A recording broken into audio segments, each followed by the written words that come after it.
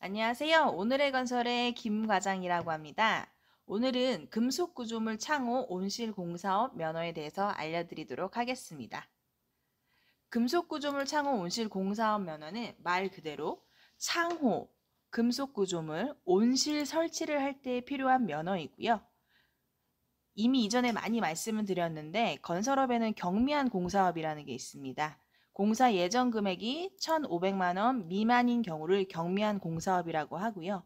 이러한 경우에는 건설 면허가 없어도 시공이 가능하시지만 1,500만 원 이상일 경우에는 반드시 해당 면허가 필요하다는 거 꼭 인지하시기 바랍니다.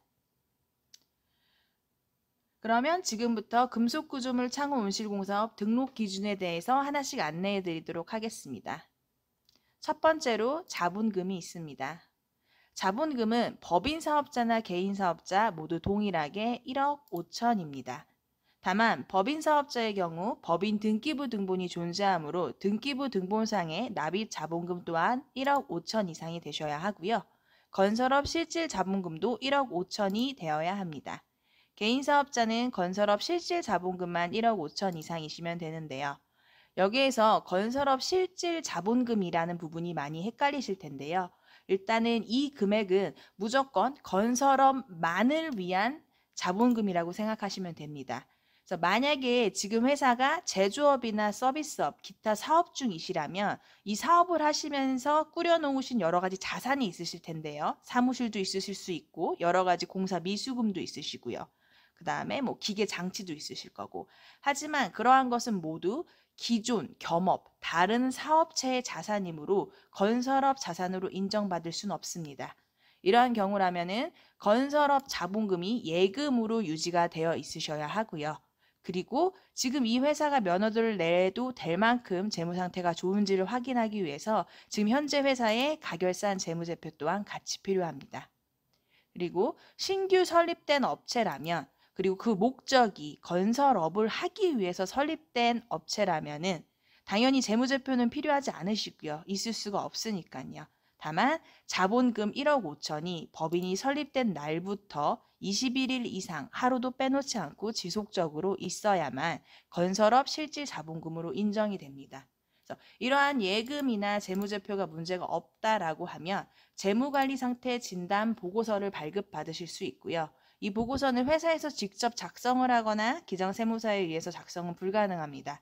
반드시 외감이 필요하므로 재무제표 관리 상태 진단 보고서가 필요하다면 저희 해솔로 연락 주시면 어떤 걸 준비하셔야 될지 그리고 보고서를 빠르게 내드리도록 하겠습니다.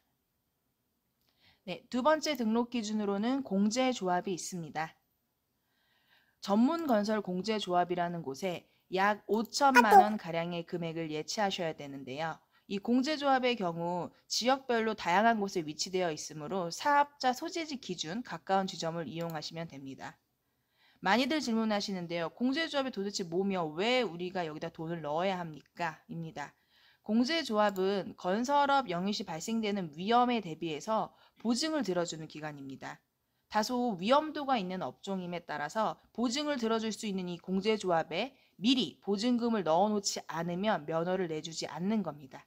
그래서 반드시 공제조합에 예치금을 미리 넣으셔야만 면허가 발급됩니다. 참고로 이 입금된 예치금은 2년간은 아예 인출이 불가합니다.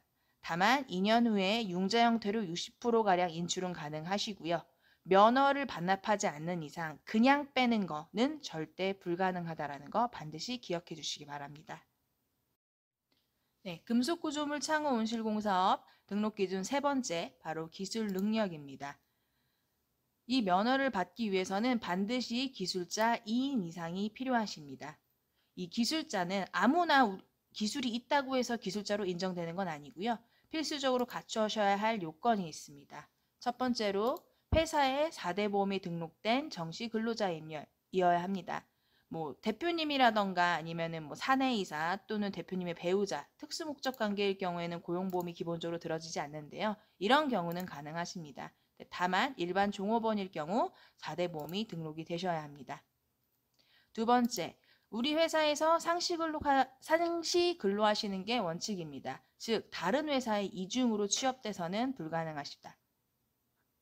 세 번째로는 관련 자격증을 보유하셔야 합니다. 여기서 관련된 자격증이란 기술인협회에서 발급하는 경력 수첩을 보유하시거나 아니면 학예와 같은 국가기술 자격증을 따셔야만 합니다. 여기에서 경력 수첩은 분야가 나뉘어져 있는데요. 기계, 토목, 건축 분야만 가능하시고요. 전기라던가 소방 이런 분야는 해당이 없습니다. 국가기술 자격증은 이 중에 어떤 거든 관계는 없습니다. 네, 만약에 없으시다면 새롭게 따기를 권해드리는 자격증으로는 온수온돌 기능사 자격증이 있습니다.